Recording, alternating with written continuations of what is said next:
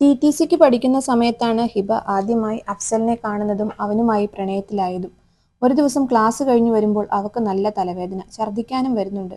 കോളേജിന്റെ അടുത്തുള്ള മെഡിക്കൽ ഷോപ്പിൽ നിന്നും മരുന്ന് വാങ്ങി വീട്ടിലേക്ക് പോകാനായി കയറിയപ്പോഴാണ് ഫാർമസിസ്റ്റായ അഫ്സലിനെ അവൾ കാണുന്നത്. അതായിരുന്നു അവരുടെ ആദ്യ കാഴ്ച. എന്നാൽ ഇത് പിന്നീട് സ്ഥിരമായി. ക്ലാസ്സിന് പോകുമ്പോഴും വരുമ്പോഴും എല്ലാം അവർ തമ്മിൽ കണ്ടു. അഫ്സൽ ഒരു ദിവസം അവളോട് തന്റെ ഇഷ്ടത്തെക്കുറിച്ച് പറഞ്ഞു. അവൾക്കും അവനെ ഒരുപാട് ഇഷ്ടമായിരുന്നു. ഇരുവർക്കും വിവാഹപ്രായമായിരുന്നു. അഫ്സലിന് 26ഉം ഹിബയ്ക്ക് 20ഉം. അഫ്സലാണ് തന്റെ ആഗ്രഹം ആദ്യമായി അവന്റെ വീട്ടിൽ അറിയിച്ചത്. അത്യാവശ്യം സാമ്പത്തിക ഭദ്രതയുള്ളതായിരുന്നു അവന്റെ കുടുംബം. ഉപ്പ മജീദിന് സൗദിയിൽ ബിസിനസ് ആയിരുന്നു. ഉമ്മ ഹൗസ് വൈഫ്, കൂടപ്പിറപ്പായി ആമിന എന്ന പെങ്ങളും. അവളെ നേരത്തെ തന്നെ വിവാഹം കഴിപ്പിച്ചയപ്പിച്ചിരുന്നു. അങ്ങനെ അഫ്സലിന്റെ നിർബന്ധപ്രകാരം ഉപ്പയും ഉമ്മയും പെങ്ങളും അളിയനും കൂടി ഹിബയുടെ വീട്ടിലേക്ക് വിവാഹാലോചനയുമായി ചെന്നു.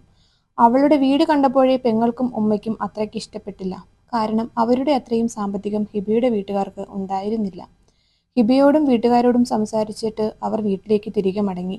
കുടുംബക്കാരുമൊക്കെയായി കൂടി ആലോചിച്ചു. അവർക്കാർക്കും വിവാഹം നടത്താൻ താല്പര്യമുണ്ടായിരുന്നില്ല. എന്നാൽ അഫ്സല് നിർബന്ധത്തിൽ നിന്നും മാറാൻ തയ്യാറായിരുന്നില്ല. അവസാനം അവർ വിവാഹത്തിന് സമ്മതിച്ചു. അങ്ങനെ ആർഭാടമായി അവരുടെ വിവാഹം നടത്തി. എന്നാൽ വിവാഹം കഴിഞ്ഞ ആദ്യ നാളുകളിൽ തന്നെ ഹിബ അഫ്സലിന്റെ ഉമ്മയുടെയും പെങ്ങളുടെയും കുത്തുവാക്കുകൾ കേൾക്കാനായി തുടങ്ങി. ഭക്ഷണം കഴിക്കാൻ ഇരിക്കുമ്പോൾ പോലും അവർക്ക് ഒരു മനസ്സമാധാനവും കൊടുത്തില്ല. ഒരു ജോലിക്കാരിയോടെന്ന പോലെയായിരുന്നു അവരുടെ പെരുമാറ്റം.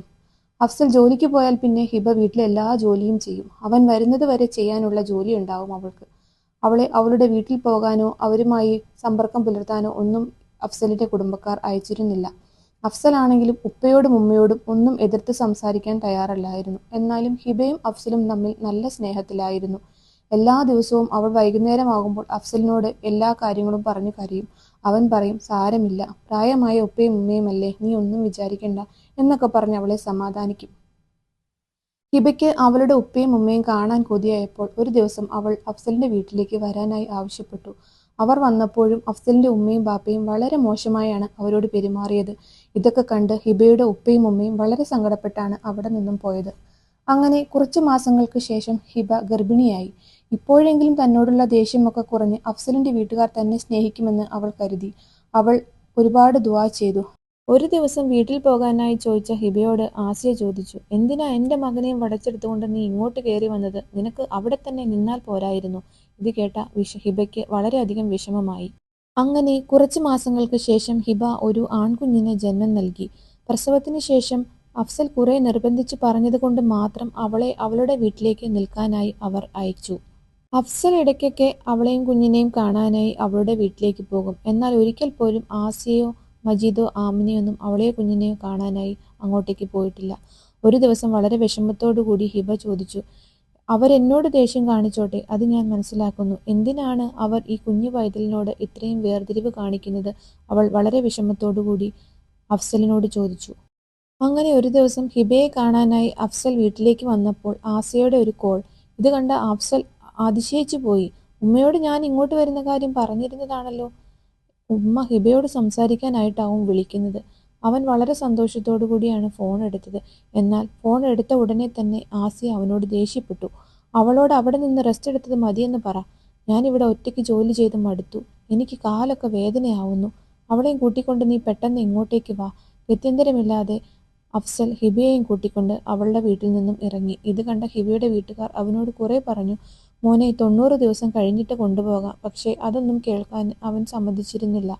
തിരികെ വീട്ടിലെത്തിയ ഹിബയോട് പ്രത്യേകിച്ച് മാറ്റമൊന്നും അവരാരും കാണിച്ചില്ല. വീണ്ടും ഒരു ജോലിക്കാരിയോടെന്നവണ്ണം തന്നെ അവർ അവരോട് ഇടപഴകിക്കൊണ്ടേയിരുന്നു. ഒരു ദിവസം അവൾ ആലോചിച്ചു, ഈ വീട്ടിലെ ജോലിയൊക്കെ ചെയ്യാനുള്ള ഒരു ജോലിക്കാരിയും അവൻ്റെ കുഞ്ഞിനെ പ്രസവിക്കാനുള്ള ഒരു ഉപകരണവും മാത്രമാണോ ഞാൻ? അങ്ങനെ കുറേ ദിവസങ്ങൾ കടന്നുപോയി. ഒരു ദിവസം ഡ്യൂട്ടി കഴിഞ്ഞ് വന്ന അഫ്സൽ പറഞ്ഞു, ഞങ്ങൾ ഫ്രണ്ട്സ് എല്ലാവരും കൂടി ഒരു 2 ദിവസത്തെ ട്രിപ്പ് പ്ലാൻ ചെയ്യുന്നുണ്ട്. ഞാനും പോകട്ടെ? ഹിബയ്ക്ക് അവനെ അയക്കാൻ തീരെ താല്പര്യമുണ്ടായിരുന്നില്ല. അവൾക്ക് പേടിയായിരുന്നു അവനും കൂടി ഇല്ലാതെ ആ വീട്ടിൽ നിൽക്കാൻ. എന്നാലും അവൾ പറഞ്ഞു, സാരമില്ലിക്ക, 2 ദിവസമല്ലേ, ഞാൻ അഡ്ജസ്റ്റ് ചെയ്തോളാം. ഇക്ക പോയിട്ട് വാ. അങ്ങനെ അവൾ അവനെ ആ ടൂറിന് പോവാനായി അനുവദിച്ചു. അവൻ അവൻ്റെ ഫ്രണ്ട്സിൻ്റെ കൂടെ ടൂറും പോയി. അഫ്സൽ പോയതിൻ്റെ 2-ാം ദിവസം കുറച്ച് നേരം വൈകിയാണ് ഹിബ അടുക്കളയിലേക്ക് എത്തിയത്. അടുക്കളയിലേക്ക് എത്തിയ ഹിബയോട് ആസിയ വളരെയധികം ദേഷ്യപ്പെട്ടു. അവൾ പറഞ്ഞു, ഉമ്മ, രാത്രിയിൽ കുഞ്ഞിന് നല്ല സുഖമുണ്ടായിരുന്നില്ല. അവർ ഉറങ്ങാൻ കുറേ നേരം വൈകി. അതാ ഞാനും ഉറങ്ങിയപ്പോൾ നേരം വൈകി.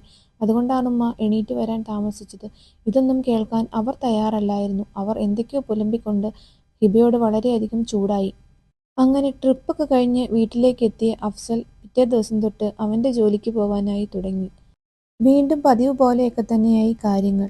ഒരു ദിവസം വീട് തുടയ്ക്കുന്നതിനിടയിൽ ഉപ്പയുടെയും ഉമ്മയുടെയും റൂം തുടയ്ക്കാനായി കയറിയ ഹിബ കണ്ടത് തറയിൽ വീണ് കിടക്കുന്ന ആസിയയാണ്. അവൾ പെട്ടെന്ന് ഞെട്ടിപ്പോയി. അവൾ ആസിയെ തട്ടി വിളിച്ചുകൊണ്ട് ചോദിച്ചു, ഉമ്മ ഉമ്മ എന്താ പറ്റിയത്? പക്ഷേ ആസിയ ഒന്നും പ്രതികരിച്ചിരുന്നില്ല.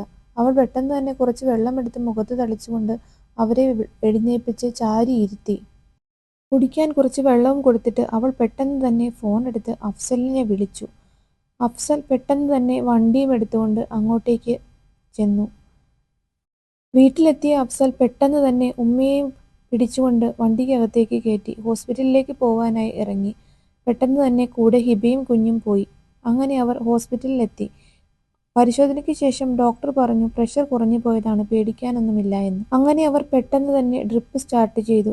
ഇതിനിടയിൽ ഹിബ അവർക്ക് കഴിക്കാൻ കഞ്ഞിയും വെള്ളവും ഒക്കെ കൊടുത്തു. അവരുടെ ഡ്രസ്സൊക്കെ മാറ്റിച്ച് മുഖമൊക്കെ തുടച്ചു കൊടുത്ത് വൃത്തിയാക്കി. അപ്പോൾ ആസിയ അവളോട് ചോദിച്ചു, മോളെ നിനക്ക് എന്നോട് ദേഷ്യമൊന്നും തോന്നുന്നില്ലേ? ഇത് കേട്ട ഹിബ ഉടൻ തന്നെ പറഞ്ഞു, ഉമ്മ ഇപ്പൊ ഇതിനെക്കുറിച്ചൊന്നും ചിന്തിക്കേണ്ട സമയമല്ല, ഉമ്മ സമാധാനമായിട്ടിരിക്ക്. പെട്ടെന്ന് തന്നെ ആസിയ പറഞ്ഞു, മോളെ ഞാൻ നിന്നോട് എന്തെങ്കിലുമൊക്കെ പറഞ്ഞിട്ടോ ചെയ്തിട്ടോ ഉണ്ടെങ്കിൽ നീ എന്നോട് പൊരുത്തപ്പെട്ടു തരണം.